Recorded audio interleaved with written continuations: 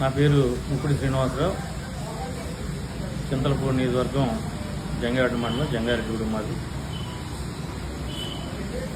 ఈరోజు ఏలూరు జిల్లా పూర్వం పశ్చిమ గోదావరి జిల్లా వాసులుగా ఈరోజు నేను మాట్లాడడం జరుగుతుంది. ఏలూరు జిల్లాని గోదావరి జిల్లాగా లేదా ఉత్తర గోదావరి జిల్లాగా ఎందుకు మార్చకూడదు? వాస్తవానికి ఇది పూర్వం నుండి కూడా పశ్చిమ గోదావరి జిల్లాగా ఎన్నో ఏళ్ల నుంచి వెలసిల్లుతుంది. వాస్తవానికి మనం ఆలోచన చేస్తే ఏలూరు జిల్లా ఏదైతే ఉందో ఇది గోదావరి నది పరివాహక ప్రాంతం. గోదావరి నది ఎక్కువగా ప్రవహించేది ఏలూరు జిల్లాలో.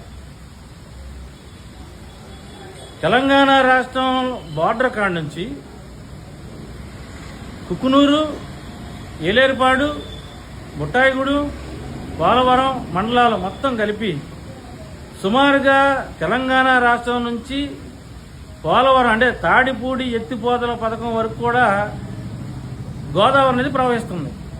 అంటే ఈ ఏలూరు జిల్లాలో పూర్తిగా ఇప్పుడు మనం ఏదైతే జిల్లా ఏలూరు జిల్లా అనుకుంటున్నామో ఈ ఏలూరు జిల్లాలో పూర్తిగా ఎక్కువ శాతం సుమారుగా 150 కిలోమీటర్ల వరకు ఎక్కడండి తెలంగాణ రాష్ట్రంలో బార్డర్ మొదలుకొని గోటాల వరకు సుమారుగా 100-150 కిలోమీటర్లు ప్రవహిస్తుంది. అంతేకాకుండా పోలవరం ప్రాజెక్టు ద్వారా రైట్ కెనాల్ ఏదైతే ఉందో ఈ రైట్ కెనాల్ కూడా సుమారుగా పోలవరం నుంచి రైట్ కెనాల్ ద్వారా గోదావరి నది ఈ జిల్లాలో పూర్తిగా ప్రవహిస్తూ సుమారుగా 100 కిలోమీటర్లు ప్రవహిస్తుంది. ఎలా చూసుకున్నా సుమారుగా 250 కిలోమీటర్లు ఏలూరు జిల్లాలో ప్రవహిస్తుంది గోదావరి. ఇట్లాంటి ఈ గోదావరి నది ప్రవహిస్తున్న ఈ ప్రాంతాన్ని పూర్వం పశ్చిమ గోదావరి జిల్లాగా ఉన్న ఈ ప్రాంతాన్ని ఏలూరు జిల్లాగా నామకరణం చేశారు. దీన్ని ఉత్తర గోదావరి జిల్లాగా ఎందుకు నామకరణం చేయకూడదు? వాస్తవానికి పూర్తిగా నదీ పరివాహక ప్రాంతం ఈ జిల్లాలోనే ఉంది. దీనికి ఒక ప్రత్యేకమైన స్థానం ఉంది. ఎందుకంటే ప్రపంచ దేశాల్లో ఆంధ్రప్రదేశ్, భారతదేశం, ఆంధ్రప్రదేశ్లో గోదావరి జిల్లాలంటే ఒక ప్రత్యేకమైన పేరు ఉంది. గోదావరి జిల్లాలంటే ఒక ప్రత్యేకమైన యాస ఉంది. గోదావరి జిల్లాలంటే ఒక ప్రత్యేకమైన ఈ గోదావరి వాళ్ళు, ఈ గోదావరి జిల్లా వాళ్ళు అనే ఒక పేరు ఉంది. కానీ ఈనాడు ఏలూరు జిల్లాని పెట్టడాన్ని బట్టి ఏమైందనంటే మమ్మల్ని పూర్తిగా గోదావరి నుంచి వేరు చేసినట్లుగా కనపడుతుంది. కనుక ఈ విషయాన్ని పశ్చిమ గోదావరి జిల్లా వాసులుగా ప్రజలందరూ, అలాగే పశ్చిమ గోదావరి జిల్లా ఉన్న ప్రజాప్రతినిధులు వీళ్ళందరూ కూడా ఒకసారి ఆలోచన చేయాలని నా వ్యక్తిగతమైన అభిప్రాయం. ముఖ్యంగా మనం ఆలోచన చేసినట్లయితే గోదావరి నదిలో పూర్తిగా ఒక దట్టమైన అరణ్య ప్రాంతం ఉంది. గోదావరి నదిలో పర్యాటక కేంద్రాలు ఎక్కడ కొయ్యిద, సిరివాక, కొరుటూరు, పోలవరం, గోటాల, పట్టిసీమ ఇలా ఏది చూసినా కానీ పర్యాటక కేంద్రమే. అలాగే పుణ్యక్షేత్రాలు కూడా అనేకమైనవి ఉన్నాయి. ఫారెస్ట్లో ఉన్న గుబ్బలమంగమ్మ గుడి కానీ లేదా పేరంటపల్లి అని మన గండిపోచమ్మ గుడి కానీ ఇవి కూడా పర్యాటక కేంద్రాలే. అంతేకాకుండా ఈ ప్రాంతంలో మరి ముఖ్యంగా మనం గమనించాల్సిన విషయం ఏంటంటే ఇక్కడ ఉన్న భాష, ఇక్కడ 2 సంస్కృతులు ఉన్నాయి ఈ ప్రాంతంలో.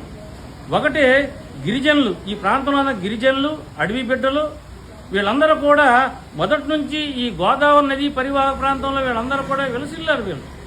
కానీ ఆ సంస్కృతిని, వారి యొక్క భాషని ఇవన్నీ కూడా దూరం చేసే పరిస్థితి కనపడుతుంది. వాళ్ళందరూ కూడా కొండలపై నివసిస్తారు, గోదావరి నది ఒడ్డున నివసిస్తారు. వాళ్ళకు ఒక ప్రత్యేకమైన సంస్కృతి ఉంది. అంతేకాకుండా ఈ ప్రాంతంలో ఈ మన ఏలూరు జిల్లాని చెప్పుకునే ఈ ప్రాంతంలో పూర్వం పశ్చిమ గోదావరి జిల్లాని ఈ ప్రాంతంలో పర్టికులర్గా ఒక భాషకు ఒక సంస్కృతి ఉంది.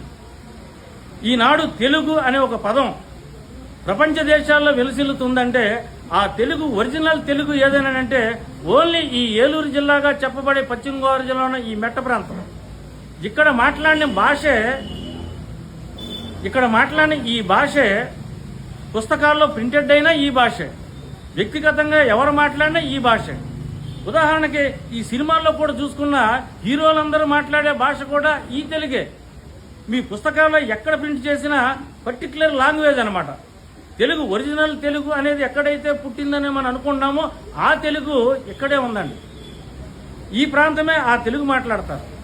అట్లాంటి ఈ ప్రాంతంలో భాష పరంగా చూసుకున్నా, లేదా సంస్కృతి పరంగా చూసుకున్నా, లేదా పర్యాటక పరంగా చూసుకున్నా, లేదా ఈ ప్రాంతంలో మరి ముఖ్యంగా పంటలు ప్రపంచ దేశాల్లో ఎన్ని పంటలైతే పండుతాయో ఆ పంటలన్నీ కూడా ఇంచుమించు 90%, 90% పంటలో ఈ జిల్లాలోనే పండిస్తారండి.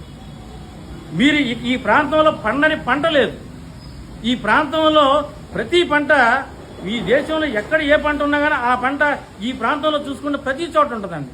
అంటే అంత గొప్ప సంస్కృతి కలిగిన ఈ జిల్లాలో, అలాంటి ఈ గోదావరి పరివాహక ప్రాంతంలో మరి ముఖ్యంగా ఇక్కడ నేలలు కూడా ఒక ప్రత్యేకమైన గుర్తింపు ఉందండి. ఎర్ర నేలలు కానీ, ఈ గుట్టలు కానీ, సున్నపురాయి కానీ, లేదా ఇసుక.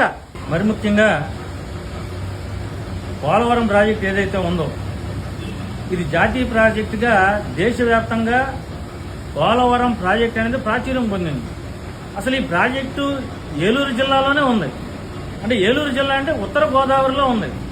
ఈ ఉత్తర గోదావరిలో ఉన్న ఈ బహుళార్థ సార్థకమైన ప్రాజెక్ట్ ఏదైతే ఉందో అది ప్రపంచానికంతా తెలుసు, దేశమంతా తెలుసు. దేశమంతా కూడా గుర్తించబడిన ఈ పోలవరం ప్రాజెక్ట్ ఏదైతే ఉందో అది ఈ జిల్లాలో ఉన్నప్పుడు ఉత్తర గోదావరి అనే పదం ఎందుకు వాడకూడదు మనం? కనుక ఇది జాతీయ ప్రాజెక్టు కూడా మన జిల్లాలో ఉంది కాబట్టి దీన్ని పూర్తిగా ఉత్తర గోదావరి జిల్లాగా నామకరణం చేస్తే ప్రజలందరూ సంతోషిస్తారని నా అభిప్రాయం.